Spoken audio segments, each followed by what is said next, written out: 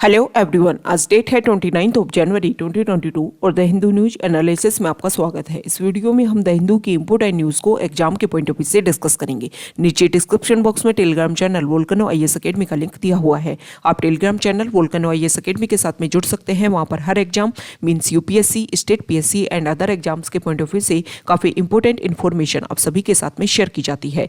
तो चलो स्टार्ट करते हैं। वीडियो को स्टार्ट करेंगे एक ज्योग्राफिकल मैप क्वेश्चन के साथ में। और आज आपका क्वेश्चन ये है कि भीमबेटका साइट को जाकर के आपको सबसे पहले मैप में व्यू करना है, फिर इससे रिलेटेड हर इंपॉर्टेंट फैक्ट्स को एंड इन्फॉर्मेशन को कमेंट बॉक्स में टाइप करना है। कल हमने आपसे क्वेश्चन पूछा था रावी रिवर से रिलेटेड, तो रावी रिवर को अगर हम मैप में व्यू करें तो आप सभी को पता है इंडस रिवर सिस्टम में रावी रिवर एक इंपॉर्टेंट रोल प्ले करती है। रावी रिवर का ओरिजिन हिमाचल प्रदेश स्टेट से होता है और उसके बाद में इंडस रिवर सिस्टम की जो भी इंपॉर्टेंट ट्रिब्यूटरीज है वो आपस में मर्ज होकर के अपने वाटर को लास्ट में पाकिस्तान में जाकर के इंडस रिवर में अपने वाटर को डिस्चार्ज करती हैं। इंडस रिवर सिस्टम में जो भी उसके इंपॉर्टेंट ट्रिब्यूटरीज हैं उनकी सीरीज को लेकर के किस रिवर का कहाँ से ओरिजिन होता है ये सभी आपके लिए इंपॉर्टेंट हो जाती हैं। यहाँ पर अगर हम बात करें तो यहाँ पर ये जो रिवर है वो व्यास रिवर है और ये रिवर है सतलुज रिवर। तो यहाँ पर व्यास रिवर जो है वो इंडिया में ही सतलुज रिवर में मर्ज होकर के लास्ट में जाकर के यहाँ पर अदर ट्रिब्यूटरीज के साथ में मर्ज होती है सतलुज रिवर। द हिंदू का अगर हम डिस्कशन करें तो सबसे फ्रंट पेज पर जो इंपॉर्टेंट न्यूज़ है वो महाराष्ट्र लेजिस्लेटिव असेंबली के जो 12 बीजेपी एमएलए जिनको वहाँ की गवर्नमेंट ने एक तरीके से सस्पेंड कर दिया था, कारण ये था कि महाराष्ट्र गवर्नमेंट का, महाराष्ट्र लेजिस्लेटिव असेंबली का जो मॉनसून सेशन चल रहा था उसमें इन मेंबर्स ने वहाँ का जो प्रिजाइडिंग ऑफिसर था उसके साथ में कुछ मिसबिहेव किया था, जिसके बेसिस पर उनको 1 ईयर के लिए सस्पेंड कर दिया गया। अब ये जो मेंबर्स हैं वो सुप्रीम कोर्ट गए और अब सुप्रीम कोर्ट ने इस इशू को लेकर के ये बोला है कि आपने जो 1 ईयर का सस्पेंशन किया था 12 एमएलए का महाराष्ट्र लेजिस्लेटिव असेंबली से, उसको इर्रेशनल का एक्ट बोला है। इर्रेशनल मतलब अतार्किक। कोई भी जिस फैक्ट जो होते हैं जिनके बेसिस पर किसी पॉइंट को या किसी चीज को हम रेगुलर करते हैं, प्रोसीजर में लेकर के आते हैं, वो ऐसे कोई भी पॉइंट नहीं है जिनके बेसिस पर इनका 1 ईयर का सस्पेंशन होना चाहिए। सुप्रीम कोर्ट ने तो ये भी बोला कि जो भी आपने ये जो अपना वर्क किया है, जो प्रोसीजर अपनाया है इन 12 मेंबर्स को सस्पेंड करने का, इससे हमारा जो डेमोक्रेटिक सेटअप है उसके ऊपर काफ़ी ज़्यादा इम्पैक्ट गिरेगा। इसके अलावा ना सिर्फ आपने उन मेंबर्स को सस्पेंड किया है, आपने जिन कंस्टिट्यूएंसीज को रिप्रेजेंट करते थे वो मेंबर्स, उन कंस्टिट्यूएंसीज को भी आपने अनरिप्रेजेंटेड लीव कर दिया है। इसके अलावा बहुत सारी गवर्नमेंट ऐसी होती हैं जिनके पास में एक थिन मेजोरिटी होती है और अगर गवर्नमेंट ऐसे तरीके से वर्क करेगी तो थिन मेजोरिटी वाली जो गवर्नमेंट्स है वो नंबर्स को अपने अकॉर्डिंग मैनिपुलेट कर पाएंगी। ओके, अब यहाँ पर इस इशू को तो हमने समझ लिया। अब यहाँ पर अगर हम थोड़ा बैकग्राउंड देखें कि कॉन्स्टिट्यूशन का कौन सा पार्ट जो है वो इसके साथ में क्लैश करता है। इस आर्टिकल को आप प्रीलिम्स के पॉइंट ऑफ व्यू से भी रिलेट कर सकते हो और मेंस में जीएस पेपर 2 जो है उससे आप इसको रिलेट कर सकते हो। यहाँ पर जब इनको सस्पेंड किया गया तो उसको लेकर के जब ये सुप्रीम कोर्ट में गए और सुप्रीम कोर्ट में इस पॉइंट को लेकर के जब डिस्कशन हुआ तो सबसे पहले सुप्रीम कोर्ट ने ये बोला कि हमारी कॉन्स्टिट्यूशन का आर्टिकल 190 मतलब 190 आर्टिकल ये बोलता है कि कोई भी मेंबर किसी भी लेजिस्लेटिव असेंबली का या फिर पार्लियामेंट का मेंबर अगर अपनी सीट से 6 मंथ तक वैकेंट रहता है, वहां से रिप्रेजेंट अपने आप को नहीं करता है, तो इसका मतलब उस सीट को वैकेंट माना जाएगा और जब उस सीट को वैकेंट माना जाता है तो उसके लिए तो बाई इलेक्शन जो है दोबारा कंडक्ट करवाई जाएंगी। तो इसके बेसिस पर सुप्रीम कोर्ट ने ये बोला कि हमारे कॉन्स्टिट्यूशन के जो बेसिक टर्म्स हैं उनको वायलेट करता है ये चीजें।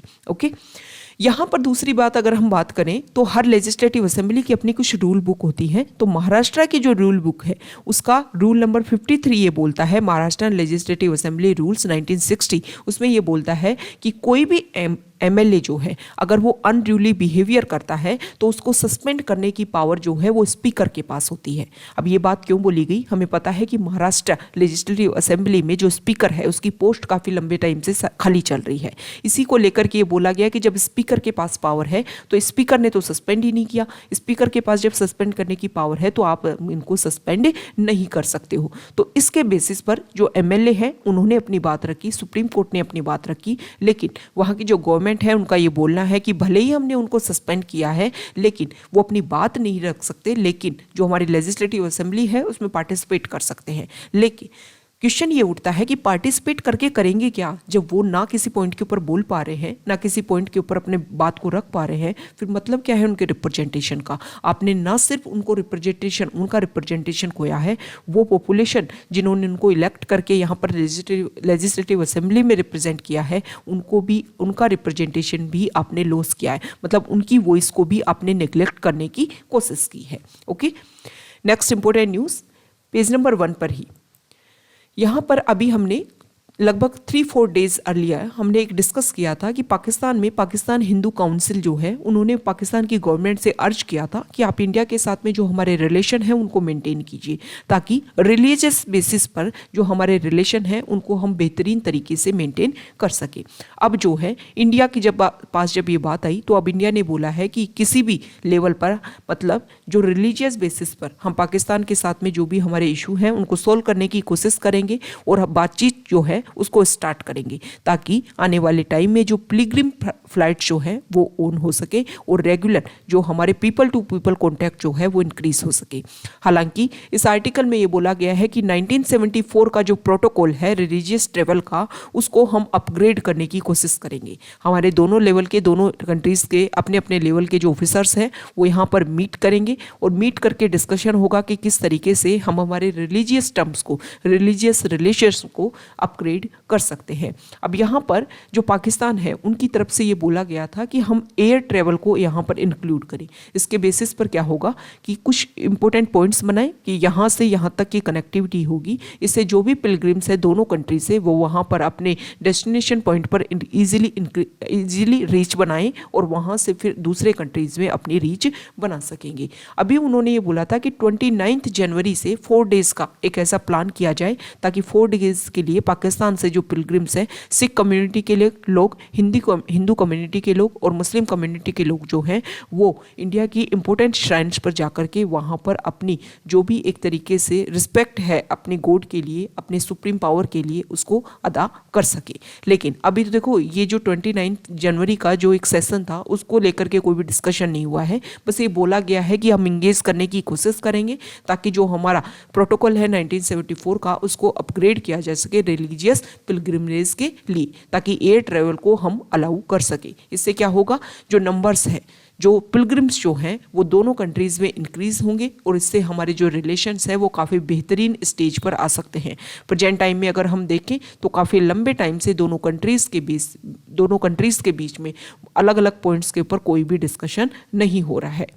नेक्स्ट इंपॉर्टेंट न्यूज़, यहाँ पर जो आर्टिकल है वो रशिया और यूक्रेन के बीच में इशू को लेकर के है। यहाँ पर रशिया ने अपनी तरफ से कुछ इंपॉर्टेंट स्टेटमेंट दिया। यहाँ पर उन्होंने बोला कि देखो, अगर आप ये बोलते हो कि सारी जिम्मेदारी इस वॉर की रशिया के ऊपर है, तो हम बोलते हैं कि हम वॉर नहीं चाहते, हमें कोई इंटरेस्ट नहीं है वॉर करने में। रशिया बिल्कुल नहीं चाहता कि वॉर हो, लेकिन हम ये भी चाहते हैं कि जो अपोजिशन है हमारी तरफ से, दूसरी तरफ से जो वेस्टर्न कंट्रीज़ हैं, वो उन सारे इशू को समझे जो रशिया चाहता है। रशिया ये चाहता है कि यूक्रेनियन जो पावर है उसको नाटो ऑर्गेनाइजेशन, यूएस अपने नाटो ऑर्गेनाइजेशन का एक्सपेंड करके इस कंट्री को अपने अंडर ना करे। तो इसी के बेसिस पर उन्होंने ये बोला कि देखो, जो कोल्ड वॉर का जो सेकेंड टर्म है उसको हम इंक्रीज नहीं करना चाहते। हम चाहते हैं कि सभी जो कंट्रीज़ हैं वो पीसफुली अपने अपने एरिया में रहें, दूसरे कंट्रीज़ को किसी और कंट्रीज़ का सहारा लेकर के, उसको सपोर्ट दे करके किसी और कंट्री को थ्रेट देने की कोशिश ना की जाए। नेक्स्ट इंपॉर्टेंट न्यूज़, यहाँ पर एयरटेल में गूगल जो है वो $1 बिलियन का इन्वेस्ट करेगा। इसके लिए उन्होंने बोला है, दोनों के बीच में डिस्कशन हुआ है, आने वाले टाइम में भारतीय एयरटेल जो इंडियन टेलीकॉम जायंट है उसमें इन्वेस्ट करने की कोशिश कर रहा है गूगल।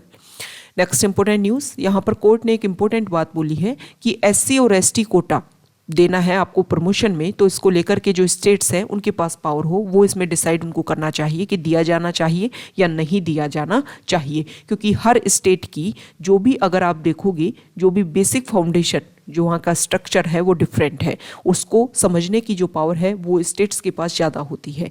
इसलिए स्टेट्स के पास ये पावर होनी चाहिए कि इस तरीके का प्रमोशन में जो कोटा आपको दिया जाना चाहिए या नहीं दिया जाना चाहिए। देखो, इसीलिए तो फेडरलिज्म जो पावर है वो इंडिया ने गेन की थी। फेडरलिज्म पावर गेन करने का यही तो कारण था कि देखो, हमारा इंडिया जो है कि वास्ट कंट्री है। हमारे इंडिया की अगर हम बात करें तो हर पॉइंट पर एक डाइवर्सिटी आपको देखने को मिलेगी, और डाइवर्सिटी को लोकल लेवल पर ईजिली ज़्यादा अच्छे से समझा जा सकता है। उनके क्या बेसिक फीचर्स हैं, क्या बेसिक उनकी एक तरीके से डिमांड है, उनको कंप्लीट करने के लिए जो लोकल गवर्नमेंट है वो इजीली उनको ज़्यादा अच्छे से समझ पाएगी। अगर हम यूनिटरी फॉर्म ऑफ गवर्नमेंट अपनाते और उसके लेवल पर क्या होता कि सेंट्रल गवर्नमेंट होती, हालांकि अदर स्टेट गवर्नमेंट भी होती, लेकिन स्टेट गवर्नमेंट के पास में लॉ बनाने की पावर नहीं होती, सिर्फ वो लॉ इंप्लीमेंट करते जो उनको ऑर्डर दिए जाते सेंट्रल गवर्नमेंट के द्वारा। इसके बेसिस पर जो इंडिया में जो डाइवर्सिटी है उसको हम रिप्रेजेंट इजीली नहीं कर पाते। तो इसीलिए इंडिया ने जो फेडरलिज्म पॉइंट जो है उसी को अपनाया था।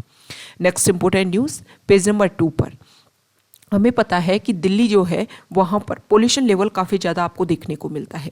अभी कुछ टाइम जब हमने पहले देखा कि वहाँ पर पोल्यूशन लेवल इतना इंक्रीज हो गया था कि वहाँ पर जो भी स्कूल्स हैं उनको बंद कर दिया गया था। कारण ये बताया गया कि पोल्यूशन लेवल इंक्रीज होने की वजह से जो चिल्ड्रन है उनकी हेल्थ को काफ़ी ज़्यादा वो इफेक्ट करेगी। अब दिल्ली में ये कोशिश की जा रही है कि जल्द ही वहाँ पर जो भी व्हीकल्स है उनको अपना पोल्यूशन अंडर कंट्रोल जो है वो मैंडेटरी रहेगा, वो सर्टिफिकेट उनके साथ में। मान लो अगर आपको जो अपने फ्यूल स्टेशंस हैं वहाँ से अगर आपको फ्यूल इंसर्ट करवाना है अपने व्हीकल में, तो इसके लिए आपके पास में कंपलसरी होना चाहिए आपके व्हीकल का pollution under control PUC certificate जो है उसको मैंडेटरी किया जाएगा, ताकि फ्यूल फिलिंग स्टेशन पर इस चीज़ को जांचा जा सके और जो भी आपकी व्हीकल है उसकी कंडीशन के बेसिस पर ये देखा जा सके कि ये पोल्यूशन तो क्रिएट नहीं कर रहा है। अब जब आप पोल्यूशन सेंटर पर जाकर के अपना पोल्यूशन कार्ड बनवाओगे तो इससे अगर आपके व्हीकल की जो कंडीशन सही नहीं है तो आपका जो सर्टिफिकेट है उसमें कुछ प्रॉब्लम होगी, और इसके बेसिस पर गवर्नमेंट ये चाहती है कि वो व्हीकल्स जिनकी वजह से एमिशन ज़्यादा हो रहा है उनको काउंटर करने की कोशिश की जा सके। नेक्स्ट इंपॉर्टेंट न्यूज़, तो ये बेहतरीन इनिशिएटिव है। अगर ये क्वेश्चन आता है मान लो मेंस में, इस तरीके की इनिशिएटिव जो अदर एरियाज़ में आपको पिकअप किए जाते हैं उन सारे इनिशिएटिव को आप पिकअप कर सकते हो। और जैसे पोल्यूशन को लेकर के क्वेश्चन आता है और पूछा जाता है कि किस तरीके से हम काउंटर करें, तो एक ये एग्जाम्पल आप दे सकते हो कि हमें जो भी पोल्यूशन अंडर कंट्रोल जो है वो सर्टिफिकेट मैंडेटरी करना चाहिए और उसके बेसिस पर पता लगाया जाना चाहिए कि जो हमारे व्हीकल्स हैं वो सही कंडीशन में है या नहीं है, किस व्हीकल से कितना एमिशन हो रहा है। Okay, next important news page number 3 पर जो आर्टिकल है वो इलेक्ट्रिक व्हीकल्स को लेकर के है। इलेक्ट्रिक व्हीकल्स को लेकर के हमने ये देखा कि दिल्ली में कोशिश की जा रही है कि वहाँ पर नई पॉलिसी भी इंप्लीमेंट करने की कोशिश की जा रही है। अभी हमने देखा कि वहाँ पर जो लो फ्लोर बस है, इलेक्ट्रिक चार्ज लो फ्लोर बस जो है उसको भी इंसर्ट किया गया है वहाँ पर पब्लिक ट्रांसपोर्ट सिस्टम में। अब यहाँ पर गुरुग्राम जो है वहाँ पर चार्जिंग स्टेशन सेटअप किया गया है, इंडिया का largest electric vehicle charging station. इससे पहले सबसे ज़्यादा बड़ा जो था, सबसे लार्जेस्ट हमारी कंट्री का जो था वो नवी मुंबई में था, लेकिन उससे भी ज़्यादा संख्या में एक साथ बहुत सारे जो इलेक्ट्रिक व्हीकल्स हैं वो एक जगह चार्ज हो सके, इसके लिए यहाँ पर डेवलपमेंट किया गया है। जल्द ही कोशिश की जाएगी कि दिल्ली जयपुर जो कनेक्टिविटी रूट है, दिल्ली आगरा जो कनेक्टिविटी रूट है, उस पर भी इसी तरीके के electric vehicle charging station establish किए जाएं। जब हमारे इंडिया में इलेक्ट्रिक व्हीकल्स को इंसर्ट करने की बात की जा रही थी तब सबसे बड़ा पॉइंट यही रखा जाता था कि हमारे यहाँ पर अभी जो इंफ्रास्ट्रक्चर है उसकी बहुत कमी है। अगर हम इलेक्ट्रिक व्हीकल की तरफ हमारी पॉपुलेशन इंक्रीज भी होती है, हम अवेयरनेस क्रिएट करके लोग जो हैं वो इलेक्ट्रिक व्हीकल को खरीदना भी स्टार्ट करते हैं, तो बेसिक इंफ्रास्ट्रक्चर की काफ़ी ज़्यादा कमी है। और अगर बेसिक इंफ्रास्ट्रक्चर की कमी रहेगी तो हमारे लिए एक मेजर इशू बनेगा। तो उसी प्रॉब्लम को सोल्व करने के लिए चार्जिंग स्टेशन अब यहाँ पर किए जा रहे हैं, और जब इंफ्रास्ट्रक्चर इजीली डेवलप होगा, इजीली आपको हर चीज़ एक्सेस होगी, तो फिर लोग तो इजीली ट्रांसफ़र हो जाएंगे इलेक्ट्रिक व्हीकल की, जो इलेक्ट्रिक व्हीकल्स हैं उनकी तरफ। देखो, किसी भी पॉइंट को लेकर के अगर उसके बेनिफिट्स ज़्यादा होते हैं तो लोगों को वहाँ पर ट्रांसफ़र करना ज़्यादा मुश्किल नहीं होता है। तो अच्छा इनिशिएटिव है। इस तरीके से अगर हमने इंफ्रास्ट्रक्चर को इजीली डेवलप किया तो बहुत सारे जो इशू हैं, अगर इलेक्ट्रिक व्हीकल्स को हम लोग इंसर्ट करेंगे हमारी लाइफ में, तो इसकी वजह से जो पोल्यूशन का जो लेवल है वो भी काफ़ी कम होगा और बहुत सारे जो हमारे इश्यूज हैं उनको भी हम इजीली सॉल्व कर पाएंगे। Next important article page number 6 पर, यहाँ पर जो आर्टिकल है वो कल हमने देखा था, कल हमने न्यूज़ भी डिस्कस की थी। हमारे प्राइम मिनिस्टर ने सेंट्रल एशियन कंट्रीज़ को रिप्रेजेंट किया, उनके साथ में वर्चुअली डिस्कशन हुआ। अब यहाँ पर ये जो राइटर है इस आर्टिकल में राइटर का ये बोलना है कि सेंट्रल एशियन जो रीजन है वो किस तरीके से इफेक्ट करेगा इंडिया को, इसको लेकर के इंडिया को अपनी तरफ से कोशिश करनी चाहिए कि उन कंट्रीज़ के साथ में अपने रिलेशन को मेंटेन किया जा सके। यहाँ पर जब डिस्कशन स्टार्ट हुआ तो इसमें ये बोला गया कि सेंट्रल एशियन कंट्रीज़ का और इंडिया की जो रिलेशन है वो हिस्टोरिकली काफ़ी ज़्यादा क्लोज है। सिविलाइजेशन बेसिस पर अगर आप बोले, कल्चरल बेसिस पर अगर हम बोले, ट्रेड बेसिस पर बोले, पीपल टू पीपल लिंकेज के बेसिस पर बोले तो हमारे जो रिलेशन है वो काफ़ी ज़्यादा शानदार रहे हैं। कल हमने डिस्कशन में भी ये चीज़ देखी थी कि वहाँ पर पॉइंट में ये बात सामने आई थी कि कनेक्टिविटी और अफगानिस्तान में स्टेबिलिटी, ये दो मेजर पॉइंट जिनके ऊपर डिस्कशन हुआ था। अब यहाँ पर राइटर का ये बोलना है कि हमारे जो रिलेशन है वो तो काफ़ी एंशियंट टाइम से है, लेकिन प्रेजेंट टाइम में सबसे बड़ा इशू ये है कि सेंट्रल एशियन कंट्रीज़ के साथ में इंडिया की कनेक्टिविटी के बहुत सारे पॉइंट्स हैं। जैसे कि हम लैंड रूट का अगर यूज़ करें तो हम वहाँ से इजीली कनेक्ट हो सकते हैं, लेकिन बीच में जो है वो हमारे वेस्टर्न पार्ट पर पाकिस्तान कंट्री सिचुएटेड है और पाकिस्तान के साथ में हमारे रिलेशन इतने अच्छे नहीं हैं कि उनके लैंड रूट का यूज़ करके हम सेंट्रल एशियन कंट्रीज़ तक अपनी रीच को बना सके। इसीलिए इंडिया ने इसका अल्टरनेट सोर्स करने की कोशिश की थी और उन्होंने ईरान में चाहबार पोर्ट को डेवलप किया था। लेकिन जो 2015 में जो JCPOA एग्रीमेंट हुआ था उसके बाद में जब डोनाल्ड ट्रंप US के प्रेसिडेंट बनते हैं और ईरान के साथ में जो एग्रीमेंट हुआ था उन्होंने अपने आप को एक तरीके से ड्रॉ कर लिया, वहाँ से पीछे कर लिया कि ये जो भी ये एग्रीमेंट हुआ था उसमें कुछ पॉइंट्स के ऊपर ईरान को कोशिश नहीं की थी कि इन पॉइंट्स के ऊपर भी ईरान अपनी बात रखे। इसीलिए उन्होंने बोला कि दोबारा से एग्रीमेंट बनना चाहिए। अब उसके बाद में क्या हुआ कि एक तरीके से जब ईरान यहाँ से पीछे हटा और US पीछे हटा तो ईरान ने वैसे कोशिश की कि जो अदर कंट्रीज़ हैं जो इस एग्रीमेंट में उनके साथ में थे उनके साथ में कोशिश करके इस एग्रीमेंट को दोबारा से इम्प्लीमेंट करने की कोशिश की जाए। अब वहाँ पर ईरान जब एक तरीके से एग्रीमेंट टूट गया तो ईरान के ऊपर कुछ सैंक्शंस लगाई गई। अब इंडिया जो है वो US के साथ में अपने रिलेशंस ख़राब नहीं करना चाहता। अब वहाँ पर जो सैंक्शंस हैं, अगर इंडिया उनके साथ में ईरान के साथ में अपने रिलेशंस को मेंटेन करने की कोशिश करता है तो बहुत सारी जो कंट्रीज़ हैं उनके साथ में हमारे रिलेशन ख़राब होते हैं। तो ये एक तरीके की फॉरेन पॉलिसी होती है कि हम जो एक वास्ट एरिया है उसको अपनी तरफ इन्फ्लुएंस करने के लिए किसी जो हमारे पर्सनल कुछ इंटरेस्ट होते हैं वो भी हमें क्या करने होते हैं, उनको भी हमें रिमूव करना होता है। अब वहाँ पर अब जो ईरान वाला जो पॉइंट है उसका यूज़ करके हम कनेक्टिविटी बना सकते थे, लेकिन उसमें कनेक्टिविटी बनाने में भी एक मेजर इशू है और मेजर इशू ये है कि अफगानिस्तान। ओके, इसके अलावा यहाँ पर एक अल्टरनेट की ओर बात की गई है कि जो रशिया टू ईरान जो प्रोजेक्ट है उसका यूज़ करके भी हम कनेक्टिविटी बना सकते थे, लेकिन इसमें सबसे बड़ा इशू ये है कि सेंट्रल एशियन कंट्रीज़ के दो यहाँ पर मेंबर जो है, दो कंट्री जो हैं, Russia Iran international north south transport corridor via बंदर अब्बास पोर्ट, इसका यूज़ करके भी हम अपने, ये थर्ड ऑप्शन है जिसका यूज़ करके हम क्या कर सकते हैं, कनेक्टिविटी बना सकते हैं। लेकिन सेंट्रल एशियन कंट्रीज़ उज्बेकिस्तान और तुर्कमेनिस्तान जो है वो इसके मेंबर नहीं है, और मेंबर नहीं है इसकी वजह से भी हमारी कनेक्टिविटी में प्रॉब्लम आ सकती है। जिसके अलावा ये जो ट्रांसपोर्ट जो है, ये जो कॉरिडोर है वो फुल्ली ऑपरेशन अभी तक नहीं हुआ है। अभी प्रेजेंट टाइम में तापी गैस पाइपलाइन जो प्लान है इंडिया का, तुर्कमेनिस्तान, अफगानिस्तान, पाकिस्तान, इंडिया, यहाँ पर भी जो भी सप्लाई करने की कोशिश की जा रही थी उनके ऊपर भी कुछ बेसिक फंडामेंटल जो भी इशू है वो सॉल्व नहीं हो पाए, क्योंकि पाकिस्तान के साथ में जो इशू है वो हमारे सॉल्व नहीं हो पा रहे हैं। तो यहाँ पर फाइनली एक बात की गई है कि फाइनली अफगानिस्तान जो है वो एक इम्पोर्टेंट रोल प्ले कर सकता है लिंक क्रिएट करने के लिए सेंट्रल एशिया और साउथ एशिया के लिए। अब बात आती है कि अफगानिस्तान को अगर हम कनेक्टिविटी हमें बनाना है तो हमें क्या करना होगा, हमें वहाँ पर स्टेबिलिटी लानी होगी। हमें पता है कि तालिबान ने वहाँ पर टेक ओवर किया है और उसके बाद में वहाँ पर कोई भी ऑफिशियल गवर्नमेंट नहीं है। ह्यूमैनिटेरियन क्राइसिस हम देख रहे हैं, इसके अलावा टेररिज्म के, इलीगल जो ड्रग ट्रैफिकिंग है उसके इशू हम वहाँ पर देख रहे हैं, जिसकी वजह से जो अदर कंट्रीज़ की जो बाउंड्रीज़ हैं उनको भी वहाँ पर काफ़ी ज़्यादा इशू देखने को मिल रहा है।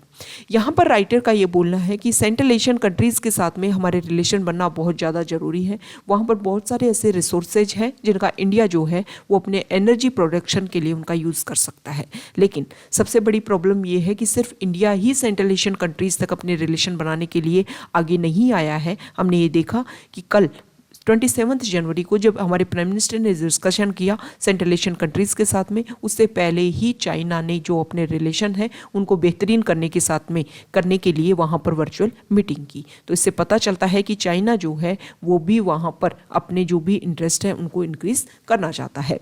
यहाँ पर अगर हम बात करें तो इंडिया के जो रिलेशंस हैं, ट्रेड रिलेशंस की अगर हम बात करें तो काफ़ी ज़्यादा कम है अगर कंपैरिजन करें चाइना वाले एरिया से। चाइना ने ये बोला है कि 2030 तक अभी उनका $41 बिलियन का उनका एक तरीके से ट्रेड है, लेकिन 2030 तक उन्होंने बोला है कि हम डबल कर देंगे हमारे ट्रेड को। लेकिन इंडिया के साथ में अगर हम ट्रेड की बात करें तो $2 बिलियन से भी कम का वहाँ पर ट्रेड है। ओके, और हमें टाइम के साथ में इंक्रीज करना होगा। तो यहाँ पर इस राइटर का ये बोलना है कि इंडिया जो है वो अपने इंटरेस्ट अगर इन्फ्लुएंस यहाँ पर इंक्रीज करना चाहता है तो उसके साथ में उनको एक तरीके से कंपटीशन देखने को मिलेगा, क्योंकि अदर कंट्रीज जो हैं वो भी सेंट्रल एशियन कंट्रीज़ को लेकर के इंटरेस्टेड है।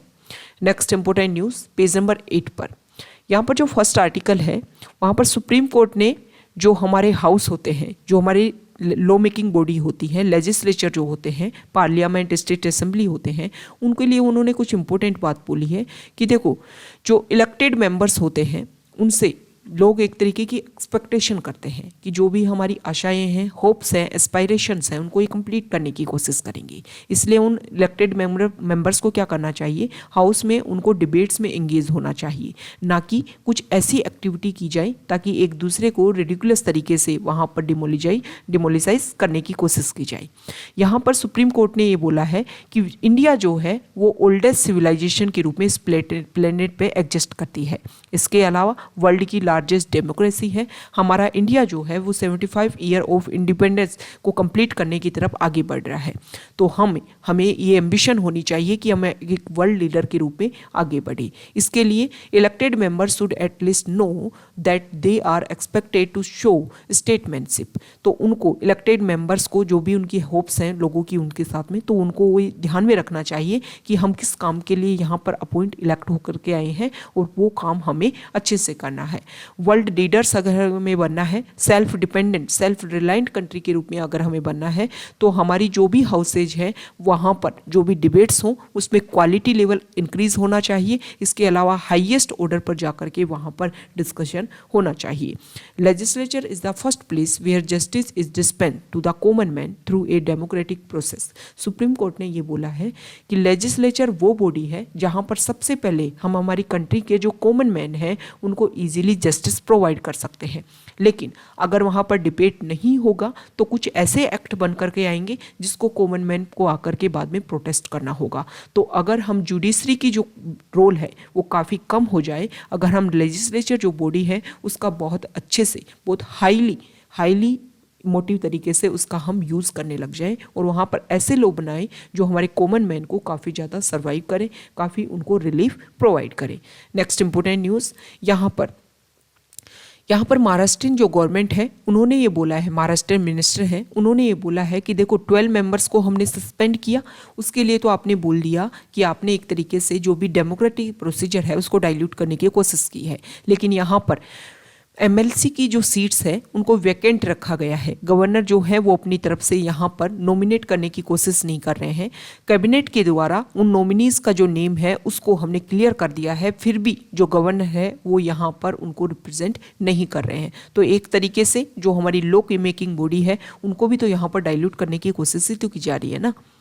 नेक्स्ट इंपॉर्टेंट न्यूज़ यहाँ देखिए, फिलीपींस और इंडिया के बीच में हमने पहले भी डिस्कस किया था कि ब्रह्मोस मिसाइल को लेकर के डील होगी। तो यहाँ पर फिलीपींस ने $375 मिलियन का जो डील है उसको साइन कर लिया है इंडिया और फिलीपींस के बीच में। अब फिलीपींस जो है वो अपनी इस तरीके की जो भी अपनी पावर है, जो भी इस तरीके की वेपन्स हैं उनको इंक्रीज करने की कोशिश क्यों कर रहा है, कारण हम देखेंगे मैप के थ्रू। साउथ चाइना सी, आपको पता है कि इंडो पैसिफिक वाला पार्ट जो है वहाँ पर साउथ चाइना सी जो है वो इम्पोर्टेंट रोल प्ले करता है, क्योंकि इंडियन ओशियन से अगर आपको कनेक्टिविटी करनी है पैसिफिक ओशियन से तो आपको साउथ चाइना सी जो है वो एक इम्पोर्टेंट रोल प्ले करेगा। हम काफ़ी लंबे टाइम से देख रहे हैं कि चाइना इस एरिया में अपनी जो पावर है उसको इंक्रीज करने की कोशिश कर रहा है।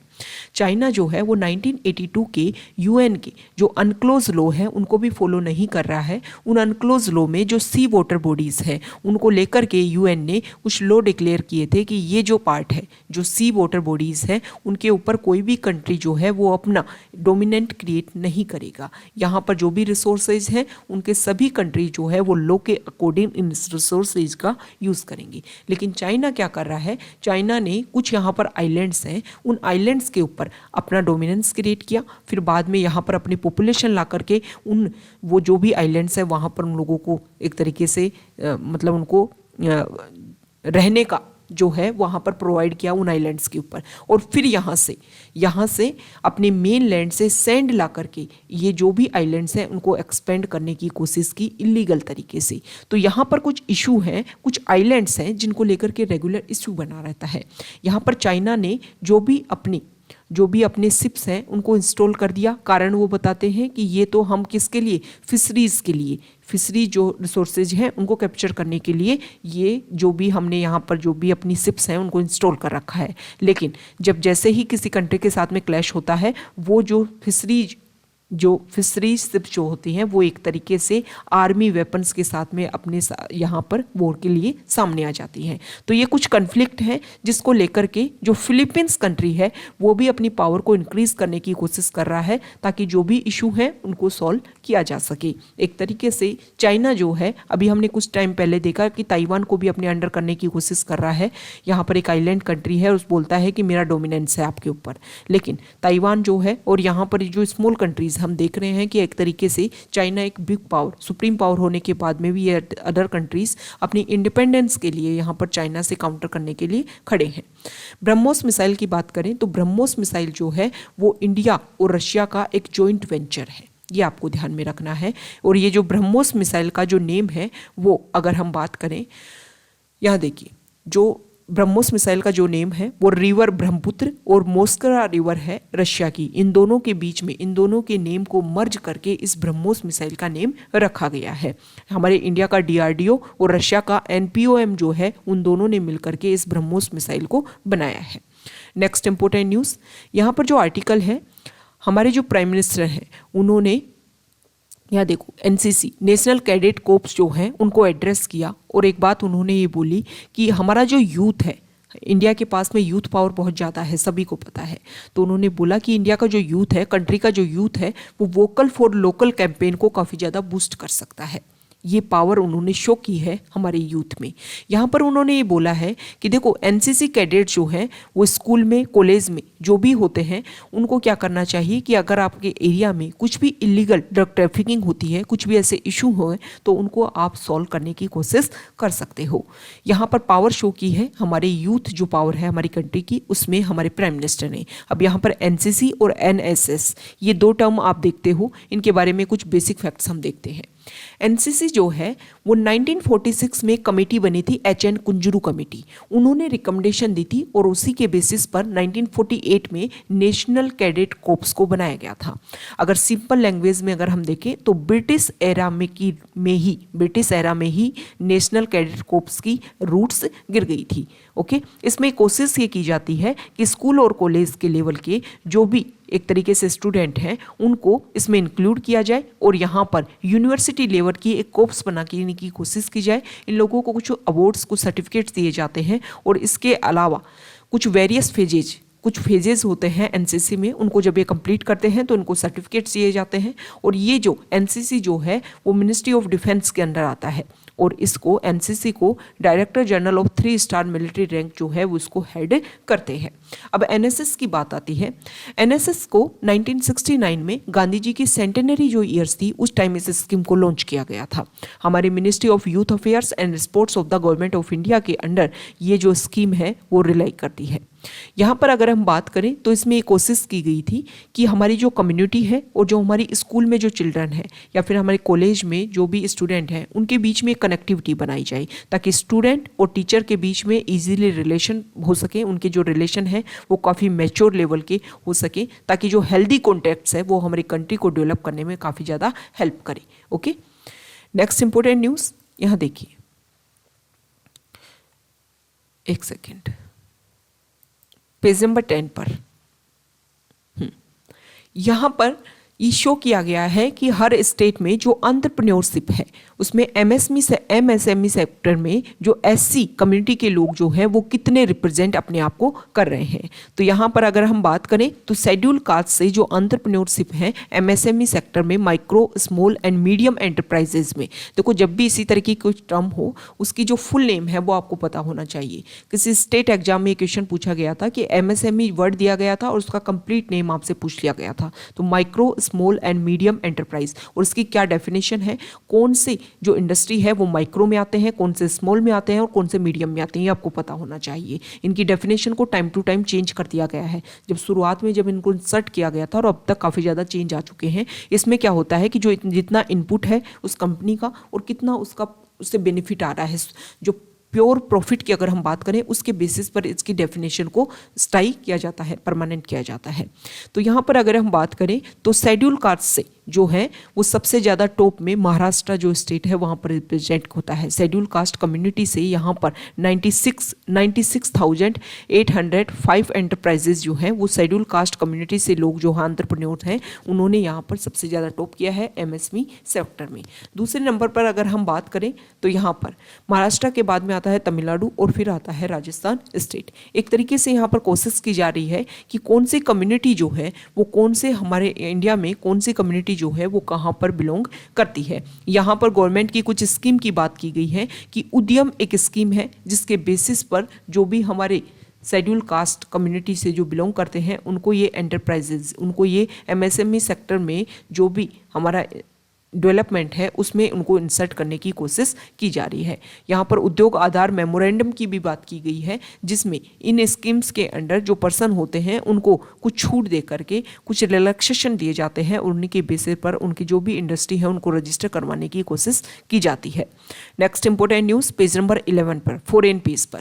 यहाँ पर जो फर्स्ट इंपॉर्टेंट न्यूज़ है वो होंडुरास, यहाँ पर देखिए होंडुरास जो कंट्री है वहाँ की फर्स्ट वीमेन प्रेसिडेंट वहाँ पर अपॉइंट हुई है और इनका नाम है जियोमारा कास्त्रो।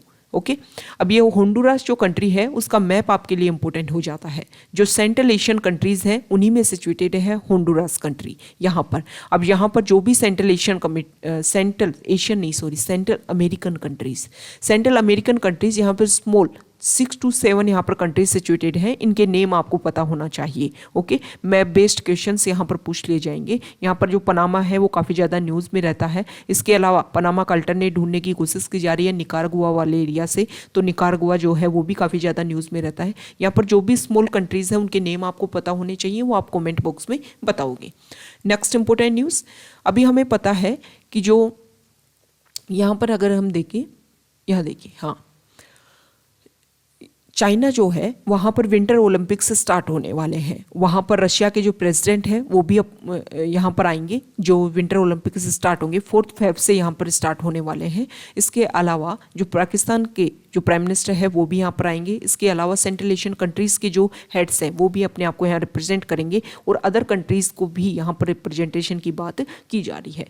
तो व्लादिमीर पुतिन जो है वो विंटर ओलंपिक्स में को अटेंड करेंगे और शी जिनपिंग के साथ में डिस्कस करेंगे कि यूक्रेन वाले इशू के साथ में हम कैसे इस क्राइसिस को सॉल्व कर सकते हैं। क्रेमलिन ने ये कहा है कि ये लीडर्स जो यहाँ पर मिलेंगे वो ऑन गोइंग जो क्राइसिस चल रहा है, यूक्रेन और रशिया सिक्योरिटी कंसर्न चल रहा है, उसको यहाँ पर डिस्कस करने की कोशिश करेंगे। ये क्रेमलिन जो है वो रशिया की जो गवर्नमेंट है उसको रिप्रेजेंट करता है। ओके, तो ये जो वर्ड है इसको लेकर के कोई पर्सन का नेम नहीं है, ये आपको ध्यान में रखना है। यहाँ पर जो नेक्स्ट इंपोर्टेंट आर्टिकल है वो व्लादिमीर पुतिन और रशिया के जो प्रेसिडेंट फ्रांस के जो प्रेसिडेंट हैं इमैनुअल मैक्रोन, उनके बीच में डिस्कशन हुआ कि ये जो सिक्योरिटी कंसर्न जो चल रहे हैं उनको हम कैसे सॉल्व कर सके, जो भी इशू है। यहाँ पर रशिया ने एक इम्पोर्टेंट बात बोली कि वेस्टर्न कंट्रीज जो हैं वो रशिया के सिक्योरिटी कंसर्न को इग्नोर कर रहे हैं। हमें जो इशू हैं अगर उनके बीच में अगर बैठ करके हम नेगोशिएशंस के थ्रू इस इशू को सॉल्व करने की कोशिश करें तो काफ़ी ईजीली वॉर जैसी सिचुएशन कभी क्रिएट ही नहीं होंगी। यहाँ पर जो आर्टिकल है वो यूएस जो कंट्री है वो यूरोपियन यूनियन के साथ में कोऑपरेशन के साथ में मिलकर के एनर्जी सिक्योरिटी प्रोवाइड करने की कोशिश कर रही है। आप सभी को पता है कि ज़्यादातर जो यूरोपियन कंट्रीज हैं वो नेचुरल गैस के ऊपर डिपेंड करते हैं रशिया के ऊपर। तो रशिया के साथ में अगर कन्फ्लिक्ट देखने को मिलता है तो यहाँ पर वैसे ही हम देख रहे हैं कि यूरोपियन कंट्रीज में जो एनर्जी के जो प्राइजेज जो हैं, नेचुरल गैस के जो प्राइजेज हैं वो काफ़ी ज़्यादा इंक्रीज हो गए हैं जब से कन्फ्लिक्ट देखने को मिला। तो आने वाले टाइम में अगर वॉर जैसी सिचुएशन बनती है तो रशिया जो भी अपनी यहाँ पर सप्लाई करने की कोशिश करता है उनको काउंटर करेगा, और जब काउंटर किया जाएगा तो यहाँ पर जो यूरोपियन कंट्रीज़ हैं उनमें बड़ा क्राइसिस क्रिएट होगा, और उसके लिए अल्टरनेट पहले से ही सोचने की कोशिश की जा रही है। अब देखो, नेचुरल गैस के जो क्राइसिस अगर इंक्रीज हो रहे हैं, नेचुरल गैस के प्राइस इंक्रीज हो रहे हैं, तो हमें पता है कि फर्टिलाइजर जो इंडस्ट्री है उसको बनाने में नेचुरल गैस का काफ़ी ज़्यादा यूज़ होता है। अब नेचुरल गैस जब यूज़ होगी और उसके प्राइजेज इंक्रीज हो रहे हैं तो फर्टिलाइजर्स जो है उसके प्राइजेज भी इंक्रीज होंगे, क्योंकि जब भी किसी इंडस्ट्री में जो अगर इनपुट की प्राइस इंक्रीज होती है तो आउटपुट जो है वो भी आपको प्राइस इंक्रीज करके देना होगा, नहीं तो वहाँ पर आपको काफ़ी ज़्यादा लॉस देखने को मिलेगा। अब प्राइस इंक्रीज होंगे, जब फर्टिलाइजर्स के प्राइस इंक्रीज होंगे तो एक तरीके से जो हमारी फूड इंडस्ट्री है वो भी इससे इफेक्ट होगी, और जो फूड के प्राइस जो है वो भी इंक्रीज होंगे। फूड के प्राइस इंक्रीज होंगे तो इन्फ्लेशन देखने को मिलेगी। पहले ही ग्लोबली लेवल पर पेंडेमिक की वजह से हम इफेक्ट है, और उसके बाद में अगर हम देखें तो अगर इन्फ्लेशन इंक्रीज होती है तो अदर इश्यूज भी सामने देखने को मिलेंगे। सेम इसी तरीके से ही 2007-8 में इशू क्रिएट हुए थे, और इसके बेसिस पर हम ये भी डिस्कस कर सकते हैं कि ना सिर्फ यहाँ पर फूड प्राइजेज इंक्रीज होने तक बात रुकेगी, यहाँ पर अदर कंट्रीज में भी कन्फ्लिक्ट देखने को मिल सकता है। 2007-8 में जब इसी तरीके का इकोनॉमिक क्राइसिस हुआ था तो ये बोला जाता है कि जो वेस्ट एशियन कंट्रीज हैं वहाँ पर सीरिया वाला जो रीजन है वहाँ पर जो कन्फ्लिक्ट देखने को मिले उसका मेजर रीजन यही था कि इकोनॉमिक क्राइसिस की वजह से वहाँ पर काफ़ी ज़्यादा प्रॉब्लम्स क्रिएट हो गई थी। ओके, और हम देख रहे हैं कि वेस्ट एशिया जो वाला जो रीजन है वहाँ पर अभी तक इशू है, उनको सॉल्व करने की अगर हम कोशिश भी करें तो वहाँ पर कुछ बेसिक लेवल पर कुछ ऐसे कंसर्न क्रिएट हो गए हैं जिनको लेकर के काफ़ी ज़्यादा इशू हमेशा वहाँ पर बने रहते हैं। नेक्स्ट इंपॉर्टेंट आर्टिकल है श्रीलंका को लेकर के। यहाँ पर श्रीलंका में हम देख रहे हैं कि इकोनॉमिक क्राइसिस वहाँ पर भी काफ़ी ज़्यादा इंक्रीज हो रहा है। यहाँ पर शो करने की कोशिश की गई है कि वहाँ पर कितनी शॉर्टेज चल रही है। फैमिली जो है वो राशन, टी और मील्स के लिए काफ़ी लंबी लाइन्स यहाँ पर लगी हुई हैं। जो बेसिक नीड्स के जो सामान है वो भी वहाँ पर अवेलेबल नहीं हो पा रहे हैं। तो ये हमने द हिंदू की जो इम्पोर्टेंट न्यूज़ है उन सभी को डिस्कस किया। अगर आप यहाँ तक आए हैं, वीडियो आपको अच्छा लगा है तो प्लीज़ वीडियो को लाइक कीजिए, शेयर कीजिए और चैनल को सब्सक्राइब कीजिए। Okay, thank you.